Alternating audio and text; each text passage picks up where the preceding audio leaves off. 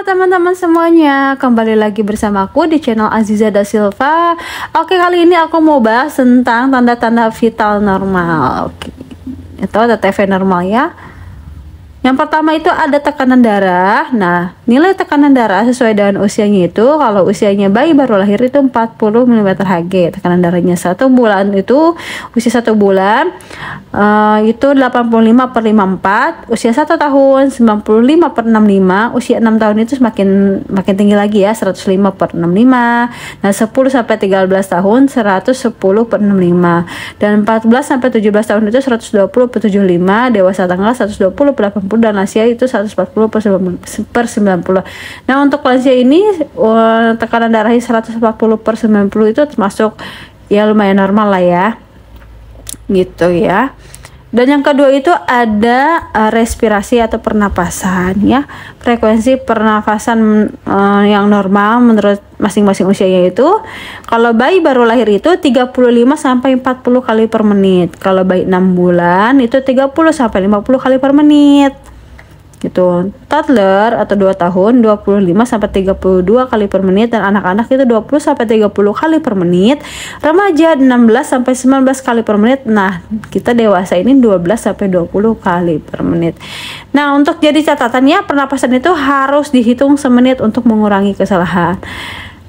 Dan kenapa sih bayi baru lahir itu lebih cepat ya daripada kayak bayi 6 bulan, toddler 2 tahun ataupun remaja lah. Jadi perbandingannya antara bayi dan remaja atau anak-anak itu kalau bayi lebih cepat ya.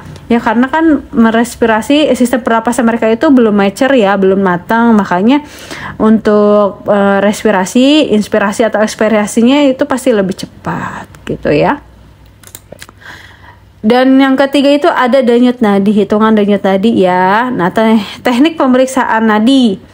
Nah, pemeriksaan palpasi pembuluh nadi atau arteri ya, itu posisinya tuh ada banyak ya. Nih seperti di gambar, ada radialis, pergelangan tangan, brachialis, lengan atas, karotis atau di leher ya. Poplitea itu di belakang lutut, di arteri ya. Arteri femoralis itu ada di lipatan paha, ada dorsalis pedis ada di kaki ya arterinya. Dan ada arteri tibialis posterior itu ada di kaki. Nah, nilai normal denyut nadi itu untuk dewasa itu 60 sampai 100 kali per menit, dan anak-anak itu 100 sampai 140 kali per menit. Gitu ya. Jadi rentang normalnya kalau misalkan nadinya itu 60 sampai 100 kali per menit ya untuk dewasa. Nah, kalau misalkan dibilang bradikardi ya, bradikardi berarti nadinya lemah ya, itu kurang dari 60 kali per menit, dan bisa dibilang takikardi kalau misalkan nadinya itu lebih dari 100 kali per menit, jadi cepat ya. Untuk jumlah hitungan nadi itu, cara pemeriksaannya itu dipalpasi ya. Denyut arterinya terserah mau di radialis, brachialis, karotis, poplitea atau femoralis atau dorsalis pedis atau tibialis posterior. Tapi biasanya sih kita melakukannya itu di radialis ya, di pergelangan tangan baik kanan atau kiri. Jadi letakkan 2 jari pemeriksa ya, jari kedua dan 3 di daerah arteri tersebut. Jadi harus diraba ya dengan yang jari kedua dan ketiga. Menghitungnya itu denyut nadinya itu per menit ya.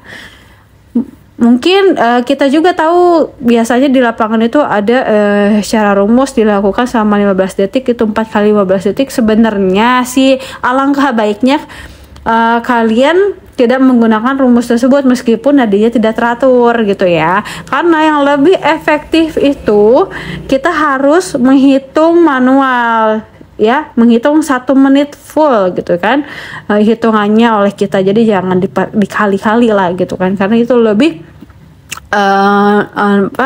hasilnya itu lebih akurat ya untuk pemeriksaan denyut nadi. Jadi itu catatannya ya. Jadi kita harus menghitung manual. Nah, untuk suhu tubuh. Nah, suhu tubuh itu rata-ratanya ya. Kalau misalnya di sini ada oral, aksial, dan juga ada rektal. Jadi rentangnya itu, rentang normalnya kalau oral itu 36,5 sampai 37,5. Kalau aksial atau ketiak ya 36 sampai 37. Kalau rektalnya itu rektum 37 sampai 38,1 derajat Celcius gitu ya.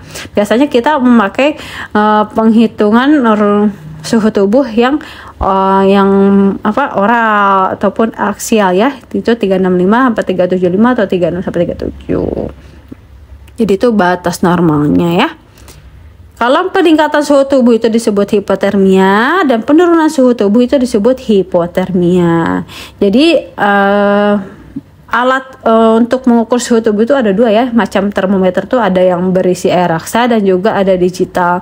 Sebenarnya sih lebih bagus pakai air raksa, cuman kalau untuk anak-anak itu lebih difokuskan atau lebih direkomendasikan untuk memakai termometer elektronik ya atau digital, karena kan kalau misalkan pecah itu di dalamnya ada air raksa itu sangat beresiko tinggi ya untuk terjadi sesuatu hal yang tidak diinginkan. Jadi posisi termometernya itu ada bisa dilakukan di oral atau di aksila atau di rektal ataupun di membran timpani. Biasanya sih kita pakai oral atau aksila ya, jarang banget sih pakai rektal gitu kan, atau membran timpani gitu. Oke, sekian dari aku penjelasan tentang tanda-tanda vital normal. Mudah-mudahan materinya bermanfaat dan kita ingat selalu ya dasar-dasar dari keperawatan mungkin ini ya, termasuk dari pemeriksaan tanda-tanda vital normal ini. Oke, see you next video. Salam sehat selalu, selamat belajar, bye-bye.